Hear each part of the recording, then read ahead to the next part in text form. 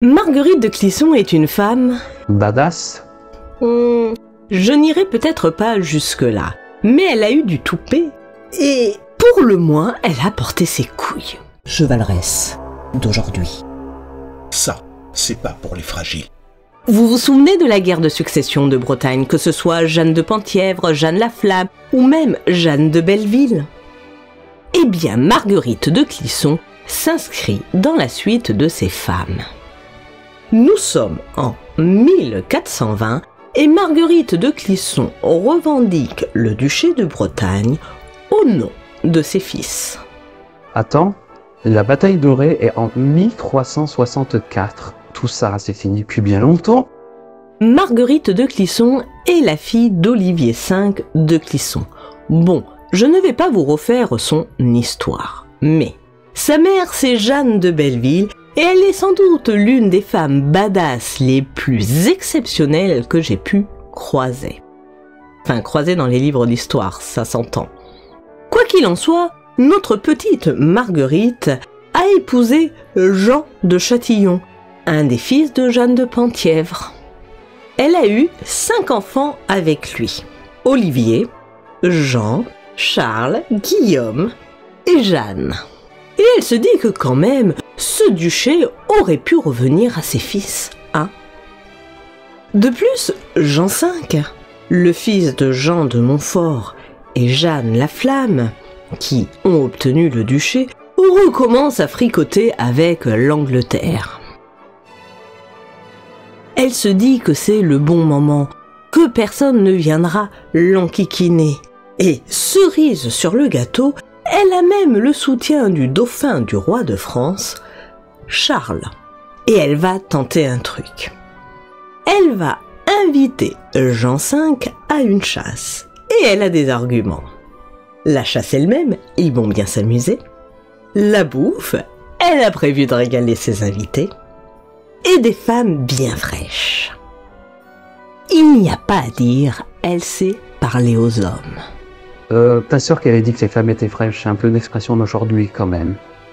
Belle chasse, gracieux banquet, les plus belles demoiselles, jeunes et fresques. Alors, Jean V ne saurait refuser l'invitation. Il vient.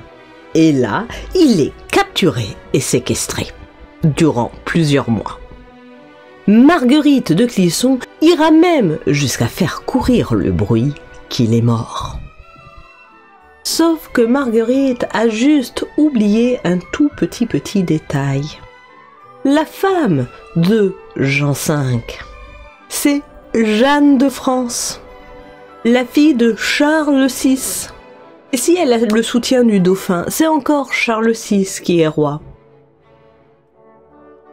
Et Jeanne de France, elle aussi va porter ses couilles. Alors, elle va pas demander l'aide de Papounet chéri, qui doit bien s'en laver les mains. Non, elle va agir en femme d'État.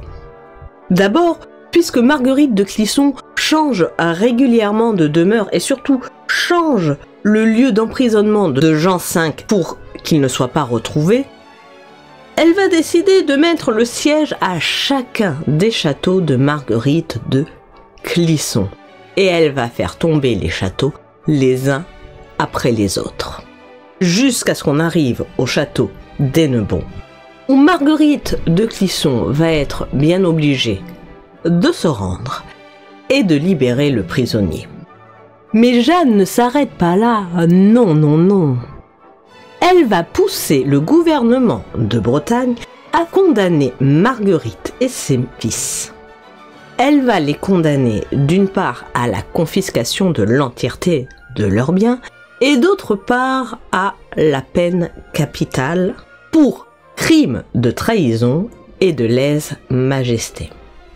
Alors, les châteaux étant déjà tombés et Marguerite de Clisson et ses fils ayant déjà fui la Bretagne, il s'agit d'une peine symbolique. Mais c'est une véritable mise à mort du nom des Clisson.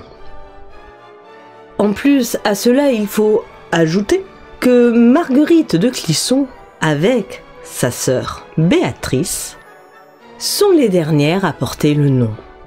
Et c'est ainsi que la famille Clisson, n'ayant aucune descendance mâle, s'éteint. Certes, mais avec panache.